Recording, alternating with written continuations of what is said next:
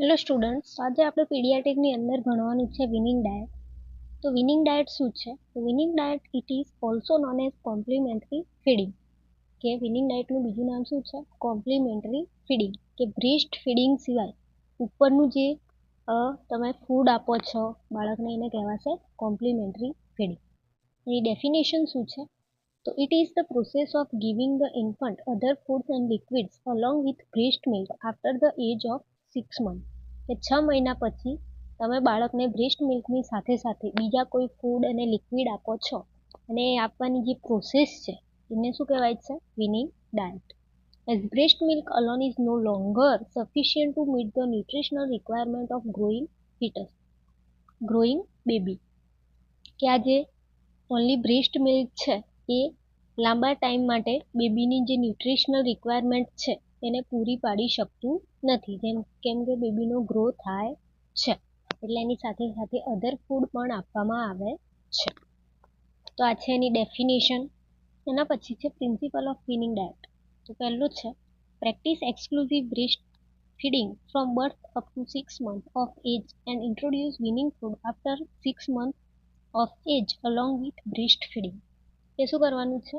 બર્થથી લઈને 6 મહિના સુધી બાળકને એક્સક્લુઝિવ બ્રેસ્ટ ફીડિંગ આપવાનું છે, એટલે ઓનલી બ્રેસ્ટ ફીડિંગ આપવાનું છે. And introduce weaning food after 6 months of age along with breast feeding.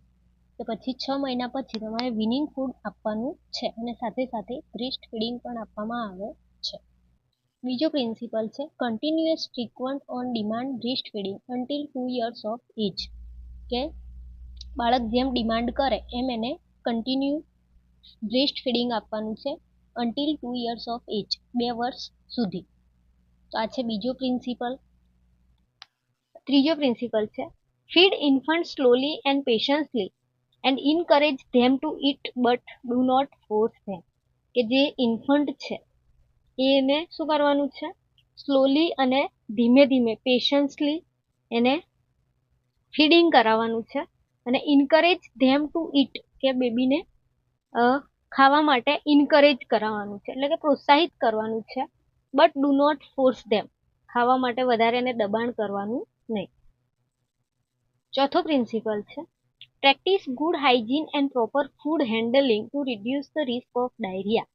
કે તમારે ગુડ હાઇજીન જાળવવાની છે ફૂડની અને પ્રોપર રીતે ફૂડનું હેન્ડલિંગ કરવાનું છે, જેનાથી તમે બેબીની અંદર ડાયરિયા થવાનો જે રિસ્ક છે એને ઓછો કરી શકો છો.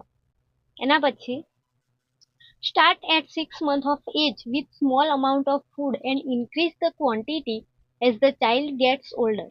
કે તમારે ક્યારે ચાલુ કરવાનું છે? તો 6 months ચાલુ કરવાનું છે winning diet with small amount, થોડા પ્રમાણમાંથી ચાલુ કરવાનું છે. એન્ડ ઇન્ક્રીઝ ધ ક્વોન્ટિટી, પછી ધીમે ધીમે એની જે પ્રમાણ છે ક્વોન્ટિટી છે એને શું કરવાની છે? વધારવાની છે, જેમ જેમ બેબીની એજ વધે તેમ. એના પછી while maintaining frequent breast feeding, જ્યારે સાથે સાથે એને શું કરાવવાનું છે? બ્રેસ્ટ ફીડિંગ પણ કરાવવાનું છે. એના પછી આ ટેબલમાં તમને આપેલું જ છે કે તમારે કેટલી વાર એને ડાયટ આપવાનું છે. તો 6 થી 8 મહિનાનું બાળક હોય તો કેટલી વાર આપવાનું છે? દિવસમાં 2 થી 3 વાર અને કેટલા પ્રમાણમાં? 125 ml. પછી 9 થી 11 મહિનાનું બાળક હોય તો કેટલું આપશો? 3 થી 4 ટાઈમ્સ પર ડે, દિવસમાં 3 થી 4 ટાઈમ્સ આપવાનું છે. અમાઉન્ટ કેટલું હોવું જોઈએ? 250 ml. પછી 12 થી 23 મંથનું બાળક હોય તો કેટલું આપવાનું છે? 3 થી 4 ટાઈમ્સ અને અમાઉન્ટ પણ કેટલું? 250 ml. આ છે એનું અમાઉન્ટ. પછી gradually increase food consistency and variety as the infant grow older. કે જેમ જેમ બાળક ગ્રો થાય છે, જેમ જેમ બાળક મોટું થાય છે તેમ તમારે શું કરવાનું છે? ફૂડની જે કન્સિસ્ટન્સી છે એ વધારવાની છે. ફૂડનું શું વધારવાનું છે? કન્સિસ્ટન્સી. કઈ રીતે? તો બિગિન્સ લિક્વિડ એટ 6 months. કે જ્યારે 6 મહિનાનું બાળક હોય તો તમારે કેવું ડાયટ આપવાનું છે? લિક્વિડ ડાયટ, એટલે કે પ્રવાહી આપવાનું છે. પછી 8 મહિનાનું થાય એટલે કેવું આપવાનું? સેમી સોલિડ, એટલે કે થોડું લિક્વિડ અને થોડુંક સોલિડ આપવાનું છે. પછી 12 મહિનાનું થાય એટલે સોલિડ ફૂડ આપી શકો છો. તો આ યાદ રાખવાનું છે. એના પછી છે increase the number of times the child is fed complementary food as the child gets older. કે જેમ જેમ ચાઇલ્ડની એજ વધે છે એમ જે તમે કોમ્પ્લિમેન્ટરી ફૂડ આપો છો એનું નંબર ઓફ ટાઈમ્સ તમારે ઇન્ક્રીઝ કરાવવાનું છે. કે એક વખત આપતા હોય તો 2 વખત આપવાનું, 2 વખત આપતા હોય તો 3 વાર, એમ ધીમે ધીમે એનો ટાઈમ જે છે એને વધારવાનો. As breastfeed infant who is 6 to 8 months old need 2 to 3 meals per day. કે જે બાળકની એજ 6 થી 8 મહિનાની છે એને દિવસમાં કેટલી વાર મીલ આપવાનું છે? 2 થી 3 વાર. અને જે ચાઇલ્ડની એજ 9 થી 23 મંથની છે એને દિવસમાં 3 થી 4 વાર મીલ્સ આપવામાં આવે છે. પછી feed a variety of nutrient rich food to ensure that all nutrient needs are met. કે અલગ અલગ વેરાયટીના જે ન્યુટ્રિયન્ટવાળા ફૂડ છે એ બાળકને આપવાના છે ને ચેક કરવાનું છે કે આ જે ફૂડ આપો છો એની અંદર બાળકની ન્યુટ્રિયન્ટ નીડ પૂરી થાય છે કે નહીં, આ ચેક કરવાનું છે. Weaning food should provide sufficient energy, protein, vitamins, iron and micronutrients. કે જે weaning food છે એ શું પ્રોવાઈડ કરે છે? તો સફિશિયન્ટ એટલે કે પૂરતા પ્રમાણની અંદર બાળકને એનર્જી પ્રોવાઈડ કરે છે, પ્રોટીન પ્રોવાઈડ કરે છે, vitamin, iron and micronutrient provide કરે છે. એના પછી કોમ્પ્લિમેન્ટરી ફૂડની અંદર શું આપવામાં આવે છે? તો કોમ્પ્લિમેન્ટરી ફૂડની અંદર એનિમલના પ્રોડક્ટ, પછી dairy product, pulses, fruits and vegetables, આ બધું આપવામાં આવે છે. પલ્સીસ એટલે શું કહેવાય છે? દાળનું કોઈ પ્રોડક્ટ હોય તો એ બનાવીને તમે આપી શકો છો. પછી give micronutrient rich complementary foods or vitamins and mineral supplements to the infant as needed. કે ઇન્ફન્ટને જેમ જેમ જરૂર પડે તેમ તમારે માઇક્રોન્યુટ્રિયન્ટ વાળું કોમ્પ્લિમેન્ટરી ફૂડ આપવાનું છે, વિટામિન્સ વાળું આપવાનું છે અને મિનરલ હોય એવું આપવાનું છે. પછી it is advisable to start 1 or 2 teaspoon of new food at first. કે તમે કોઈ બી સ્ટાર્ટિંગમાં નવું ફૂડ આપતા હોય તો સ્ટાર્ટિંગમાં તમારે 1 થી 2 ચમચી આપવાનું છે. Which should be given when baby is hungry. ત્યાં તમે વિનિંગ ફૂડ ક્યારે આપી શકો? તો જ્યારે બેબી હંગ્રી થાય એટલે કે ભૂખ્યું થાય ત્યારે આપવામાં આવે છે. Just before regular feeding. કે તમે રોજ રેગ્યુલર ફીડિંગ કરાવતા હોય એના પહેલા આપવાનું છે અને ડ્યુરિંગ ડે ટાઈમ, દિવસે આપવામાં આવે છે.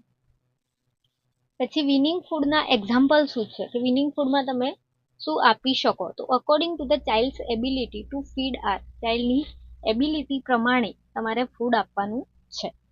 તો પહેલા તમારે શું આપવાનું છે? લિક્વિડ એટલે કે પ્રવાહી ખોરાક આપવાનું છે. લિક્વિડની અંદર શું આપશો? સૂપ ઓફ વેજીટેબલ, વેજીટેબલનું સૂપ. પછી પલ્સીસ એટલે દાળ. પછી રાઈસ વોટર, ચોખાનું જે વોટર આવે છે પાણી એ. ફ્રૂટનો જ્યુસ, આ બધું લિક્વિડની અંદર આપવામાં આવે છે. એના પછી સેમી સોલિડની અંદર શું કરવાનું છે? તો મેશ પોટેટો, જે પોટેટો છે એને એટલે કે જે બટાકા છે એને બાફી અને પછી એને મેશ કરીને એને આપવાનું છે. પછી પલ્સીસ, જે દાળ આપો એ પણ કેવી આપવાની છે? મેશ કરીને. પછી મેશ બોઇલ્ડ વેજીટેબલ્સ, કોઈ વેજીટેબલ છે તો એને બાફી અને પછી મેશ કરવામાં આવે છે. પછી જે કેળા છે, બનાના છે એને મેશ કરીને આપવાના છે. પછી સોફ્ટ કુક રાઈસ, એકદમ સોફ્ટ રાઈસ હોય એ આપવાનું છે. અને સોફ્ટ ફિશ પણ તમે આપી શકો છો. સોલિડની અંદર શું આપી શકો તમે? તો કુક રાઈસ, કમ્પ્લીટ જે રાઈસ હોય એ અપાય, ચપાતી અપાશે, ઇડલી, બ્રેડ, બિસ્કુટ, બનાના અને ફ્રૂટ્સ, આ બધું તમે સોલિડની અંદર આપી શકો છો. એના પછી પ્રોબ્લેમ્સ ડ્યુરિંગ વિનિંગ. કે વિનિંગ જ્યારે આપતા હોય ત્યારે બાળકમાં કઈ પ્રોબ્લેમ જોવા મળે છે? તો if on starting winning breast feeding is stop suddenly it can have adverse psychological effect on the child. કે જ્યારે તમે વિનિંગ સ્ટાર્ટ કરો છો ત્યારે તમે બ્રેસ્ટ ફીડિંગને એકદમ સડનલી સ્ટોપ કરી દેશો, બ્રેસ્ટ ફીડિંગ આપવાનું એકદમ બંધ કરી દેશો તો ચાઇલ્ડની અંદર શું થઈ શકે છે? સાયકોલોજીકલ ઇફેક્ટ થઈ શકે છે.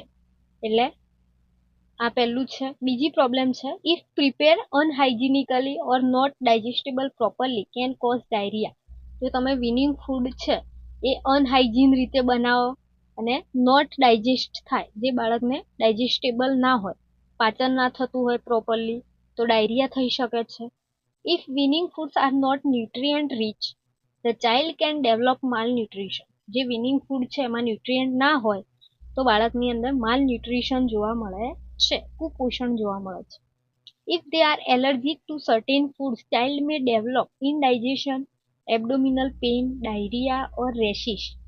કે ચાઇલ્ડને કોઈ પણ ફૂડની એલર્જી હોય તો ચાઇલ્ડની અંદર શું થઈ શકે છે? ઇનડાઇજેશન, કે પાચન ના થાય, એબ્ડોમિનલ પેન થઈ શકે છે, ડાયરિયા થઈ શકે છે, સ્કિન પર રેશિસ આવી શકે છે. તો આ છે આપણું વિનિંગ ડાયટ. Thank you.